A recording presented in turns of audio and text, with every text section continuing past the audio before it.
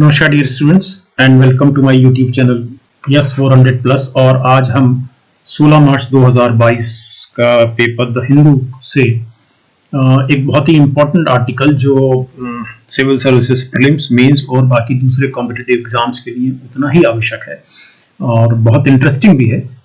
India solar capacity milestones and challenges, इस पर बात करेंगे। तो डियर स्टूडेंट्स, मैं संजय मोहन भटनागर और चलिए शुरू करते हैं आज की बात। आज जो मैं बात कर रहा हूँ 20 तारीख को, बेसिकली ये 16 तारीख के पेपर की बात हो रही है और जो सब्जेक्ट है India solar capacity milestone and challenges, how far has India progressed on its goal to achieve 500 gigawatt. मैं अभी आपको किसी स्लाइड में मैं आपको गीगावाट, टेरावाट और मेगावाट समझाने जा रहा हूँ ऑफ रिन्यूएबल एनर्जी बाई 2030। यानी आपको एक चीज तो याद रखनी ये है कि जो हिंदुस्तान का जो टारगेट है भारत का, वो टोटल इलेक्ट्रिसिटी जनरेशन में 500 गीगावाट रिन्यूएबल एनर्जी से लेने का है। 500 गीगावाट 2030 तक। ओके,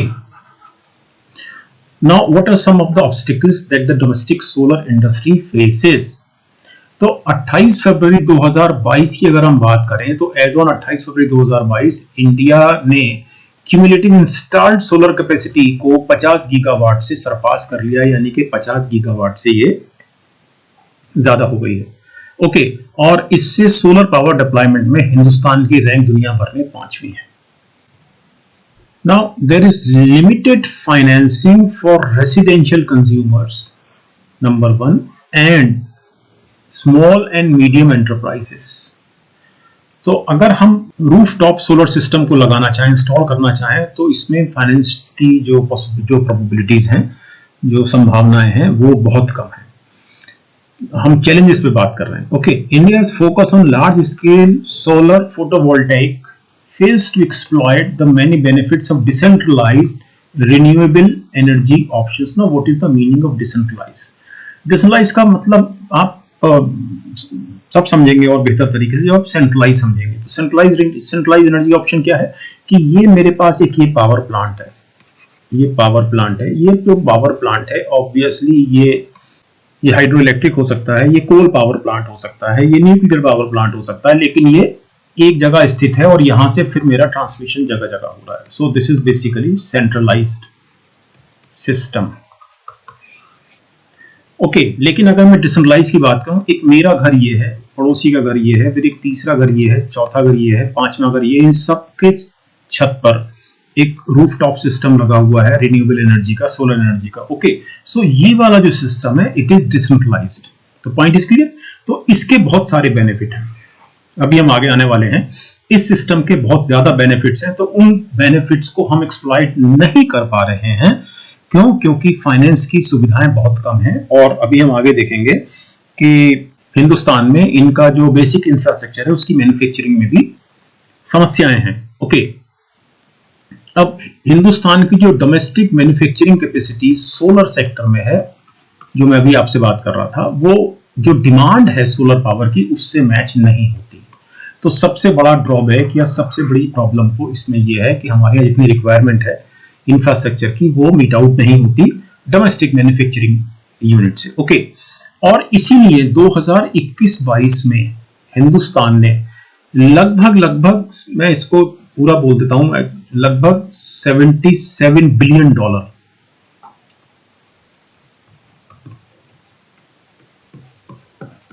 सोलर सेल्स और उसके जो मॉड्यूल्स हैं उनको अकेले चाइना से आयात किया।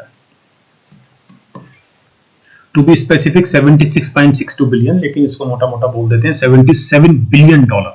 आई मीन ह्यूज फिगर जो चाइना से इंपोर्ट की गई। The story so far, India added a record 10 gigawatt of solar energy to its cumulative installed capacity in 2021। Hindustan में जितनी भी इंस्टॉल्ड कैपेसिटी थी उसमें 10 गीगावाट सोलर एनर्जी का जुड़ा 2021 में। ओके, और 12 मंथ में अगर हम इसको देखें तो ये 12 महीने में जो कैपेसिटी एडिशन हुआ है उसमें ये हाईएस्ट रहा है। ओके, और पिछले साल की तुलना में 200% रहा है। तो हिंदुस्तान ने अब cumulative installed capacity, solar energy के फील्ड में 50 गीगावाट का जो एक आंकड़ा है उसको सरपास कर लिया है 28 फरवरी 2022 को। और ऑब्वियसली अगर हम बात करें कि हम 500 गीगावाट सिर्फ रिन्यूएबल एनर्जी से जनरेट करेंगे 2030 तक, तो इस दृष्टि से ये एक बड़ा माइलस्टोन है।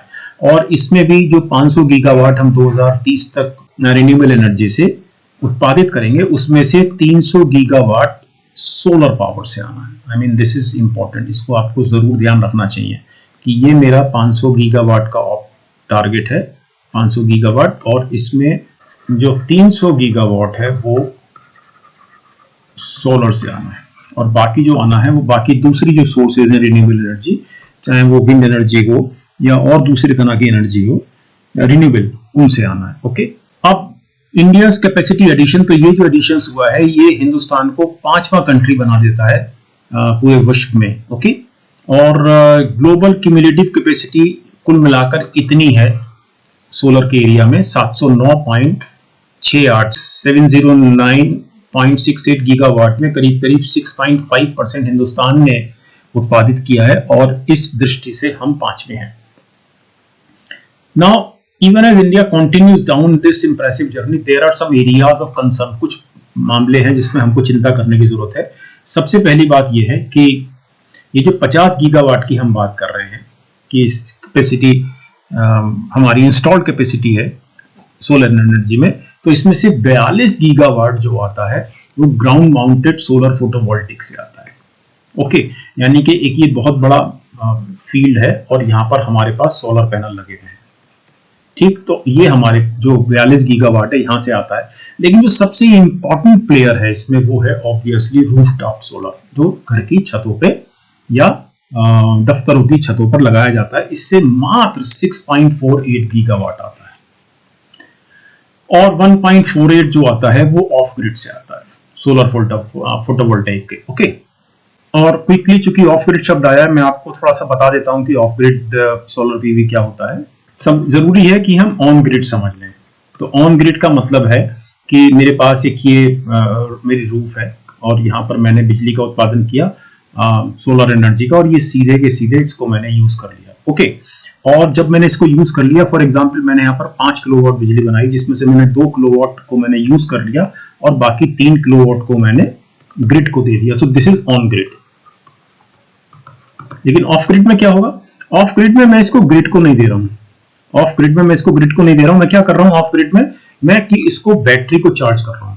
मेरे पास बैटरीज हैं जिसको मैंने इस बची हुई बिजली से चार्ज कर लिया। सो this is basically of grid. तो मोटा मोटा मेरे ख्याल से अंतर आपको समझ में आ गया होगा। लेकिन हमारे लिए इंपॉर्टेंट समझना ये है कि अगर हम 50 गीगावाट इंस्टॉल्ड सोलर कैपेसिटी की बात कर रहे हैं, तो मात्र 6.48 गीगावाट ये वाला, ये हमारा सिर्फ आरटीएस से या रूफटॉप सोलर से आ रहा है, which is definitely a matter of concern.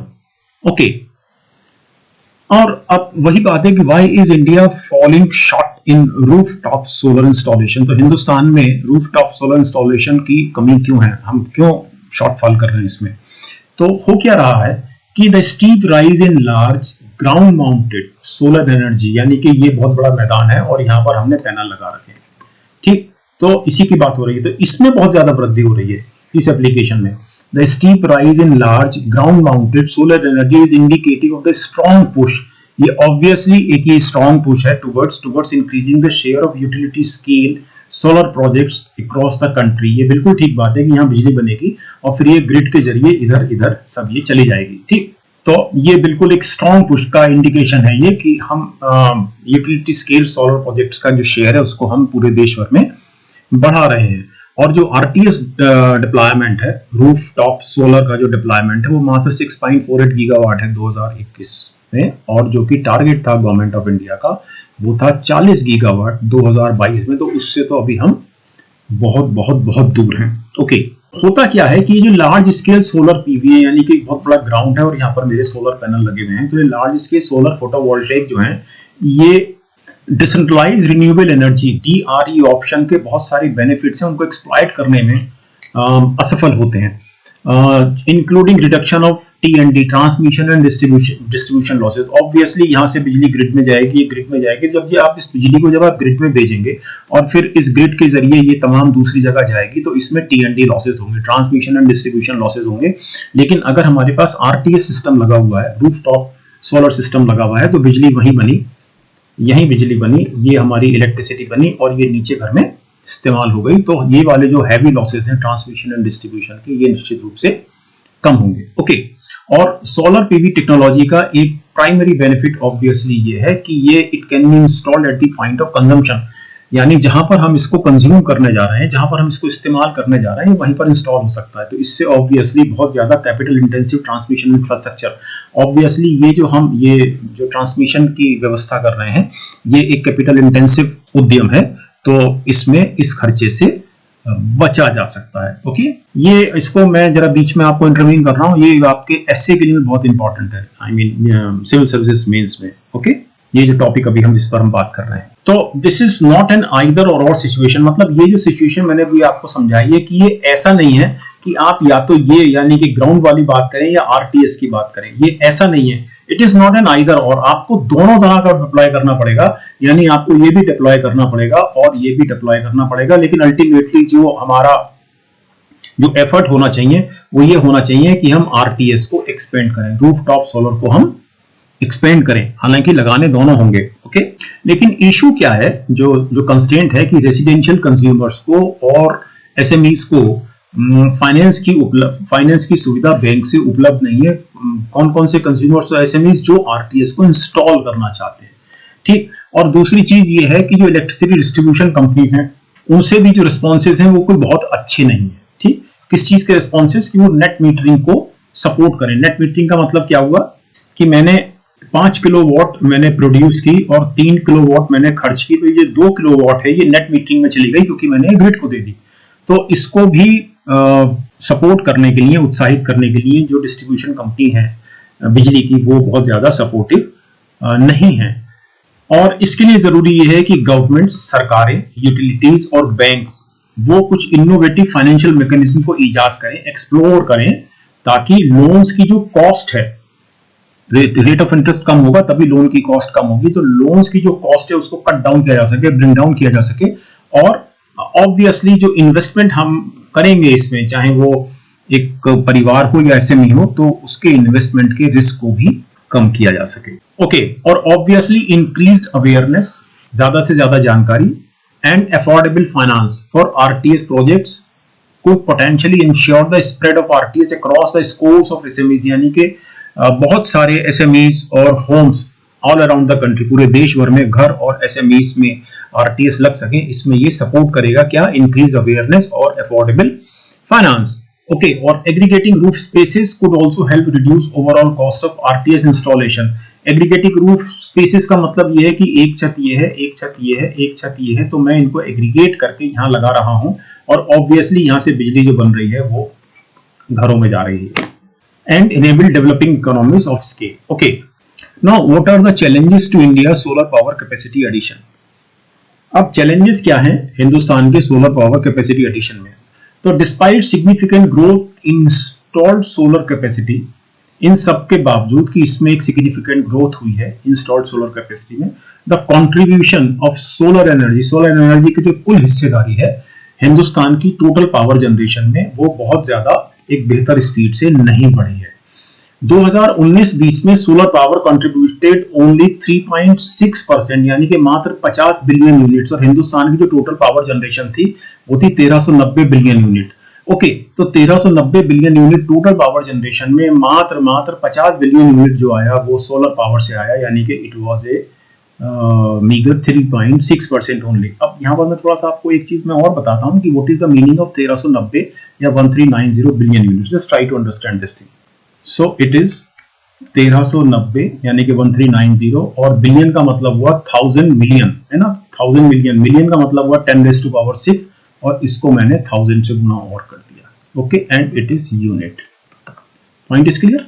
Okay, ये हुआ 1390 into 10⁶ into 10⁻³ and 1 unit is 1000 watt. So it is watt hour लिखते हैं basically. Okay, unit is watt hour, simple. अब ये क्या हुआ, इसका मतलब हुआ 1390 and 10⁻⁶, it is obviously mega into 10⁻³ into 10⁻³ watt hour, यानी कि मेगावाट आवर। ओके, तो मैं इसको मेगा यहां लिख देता हूं, यहां से हटा देता हूं। इसका मतलब ये हुआ 1390। अब मैं इसको हटा देता हूं और ये 10⁻³ megawatt equal to gigawatt. So it is 10⁻³ 1390 into 10⁻³ gigawatt. Hour हमेशा लिखा रहेगा, मैं भूल भी जाऊं तो भी आपको ध्यान रखना है। Okay, and finally it is 1390 और 10⁻³ गीगावाट इक्वल टू टेरावाट। तो हिंदुस्तान में जो प्रोडक्शन है, मेरे ख्याल से आपको ध्यान रहेगा, या तो आप इसको 1390 बिलियन यूनिट बोल रहे हैं, लगभग 1400 बिलियन यूनिट बोल रहे हैं आप याद रखने के लिए, या आप इसको ऐसे याद रखें 1400 टेरा वॉट आवर, याद रहेगा। ओके, और इसको भी आप 1400 बिलियन यूनिट। ये जो utility scale solar PV sector है, सोलर फोटोवोल्टेक सेक्टर, ये इसको चैलेंजेस अभी लगातार मिल रहे हैं। कौन कौन से challenges? Obviously land cost, transmission and distribution losses, inefficiencies, grid integration challenges, यानी कि बिजली यहां बनी, ये बिजली बन रही है और फिर इसमें ग्रिड में इंटीग्रेशन हो रहा है इस बिजली का, तो इसके चैलेंजेस हैं। और while India has achieved record low tariffs for solar power generation in the utility scale segment, अब ये जो बिजली जो ग्रिड को दी जा रही है, ऑब्वियसली इसके टैरिफ बहुत कम है, लेकिन इसका कोई फायदा नहीं हुआ है, ये अनुवाद नहीं हुआ है इसका, ये ट्रांसलेट नहीं हुआ है cheaper power for and consumer, कि एंड कंज्यूमर को वो बिजली सस्ती मिले जो सस्ती खरीदी गई है, ऐसा हिंदुस्तान में नहीं हो पा रहा है। No, What is the state of India's domestic solar module manufacturing capacity? Okay, वो मैन्युफैक्चरिंग पर आते हैं। तो domestic manufacturing capacity in the solar sector do not match up to the present potential demand for the solar power in the country. देश में solar power की जो demand है, उसके पोटेंशियल को, प्रेजेंट पोटेंशियल को से जो कैपेसिटीज हैं डोमेस्टिक, यानी कि जो नेशनल कैपेसिटीज हैं, जो अपने देश की कैपेसिटीज हैं, क्षमताएं हैं निर्माण करने की, उत्पादन करने की, सोलर सेक्टर से जुड़े हुए इंफ्रास्ट्रक्चर को, वो मैच नहीं करती। तो क्रिसिल की रिपोर्ट ये कहती है कि एज ऑन मार्च 31, 2021 हिंदुस्तान के पास मात्र 3 gigawatt capacity solar cell production की कैपेसिटी थी और सोलर पैनल प्रोडक्शन की कैपेसिटी मात्र 8 गीगावाट थी। तो आपको जो अचीव करना है वो ऑब्वियसली 40 GW करना है, लेकिन कैपेसिटी जो इन हाउस कैपेसिटी है, जो देश की अपनी कैपेसिटी है, वो मात्र सोलर सेल में 3 गीगावाट और सोलर पैनल में मात्र 8 गीगावाट है। और ये 40 गीगावाट भी जो गवर्नमेंट ऑफ इंडिया का जो टारगेट है वो मार्च 2022 तक है, और मार्च 2022 अब खत्म होने जा रहा है। तो बहुत ज्यादा सरकार को फोकस करना है कैपेसिटी एनहांसमेंट पर। Now moreover backward integration in the solar value chain is absent in India, has no capacity to manufacture solar wafers and polysilicon. अब आप इसको समझिए कि what is the meaning of backward integration. Just try to understand this thing कि मुझे solar cell या solar panel बनाने हैं, सोलर सेल या सोलर पैनल, ऑब्वियसली मुझे इसके लिए वेफर्स चाहिए और पॉलीसिलिकॉन चाहिए, लेकिन इसको बनाने का मेरे पास कोई व्यवस्था नहीं है, no arrangement. So this is backward integration. तो मैं बैकवर्ड इंटीग्रेशन, इस सामग्री का मैं बैकवर्ड इंटीग्रेशन नहीं कर पा रहा हूं। तो बैकवर्ड इंटीग्रेशन इस सोलर वैल्यू चेन में एब्सेंट है इंडिया में। तो इन 2021-22 हिंदुस्तान ने $76.62 बिलियन, जो अभी हमने पहली स्लाइड में पढ़ा, सोलर सेल और मॉड्यूल्स को चाइना से, अकेले चाइना से इसको इंपोर्ट किया। और ऑब्वियसली ये देखिए कितनी बड़ी फिगर है कि हिंदुस्तान का जो टोटल इंपोर्ट्स था उसका ये लगभग 78.6% था। और ऐसा क्यों हो रहा है? क्योंकि लो मैन्युफैक्चरिंग कैपेसिटीज इंडिया में obviously, and coupled with cheaper imports. China से जो सामान आ रहा है वो कंपैरेटिवली सस्ता आ रहा है। अगर हम यहाँ की मैन्युफैक्चरिंग यूनिट्स की बात करें, उनसे तुलना करें, तो चीपर इंपोर्ट्स फ्रॉम चाइना। तो इससे क्या हुआ है कि हिंदुस्तान की जो प्रोडक्ट हैं वो अनकॉम्पिटिटिव हो गए हैं डोमेस्टिक मार्केट में, क्योंकि उनकी कॉस्टिंग ज्यादा है और चाइना से आने वाले सामान की कॉस्टिंग कम है। अब ये सिचुएशन को सही किया जा सकता है। This situation can however be corrected if India embraces a circular economy model for solar system.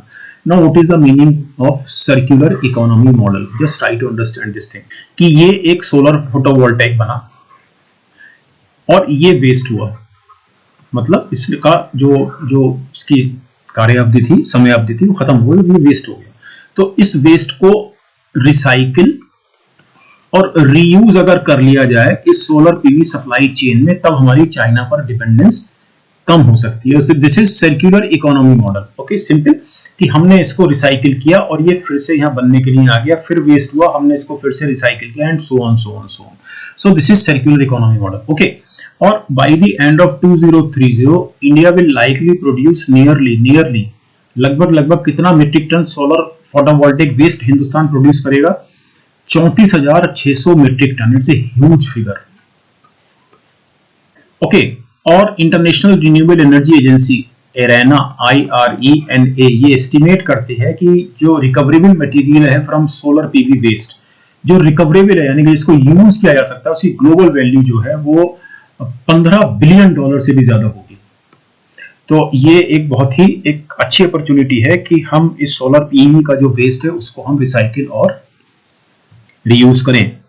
Currently वर्तमान में only the European Union has taken decisive steps, निर्णय लिया है in managing solar PV waste. Solar PV waste को manage करने का निर्णय लिया है सिर्फ यूरोपियन यूनियन ने।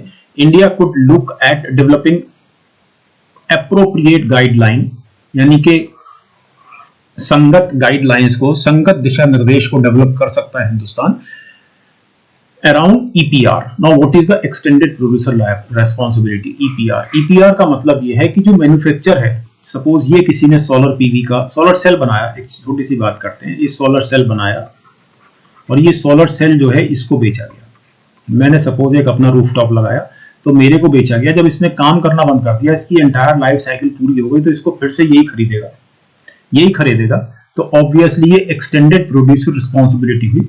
ये इस वेस्ट को रिसाइकिल और ऑब्वियसली फिर रीयूज करके ये किसी को आगे बेचेगा। ओके, तो इस तरह की गाइडलाइन गवर्नमेंट ऑफ इंडिया को जारी करनी चाहिए।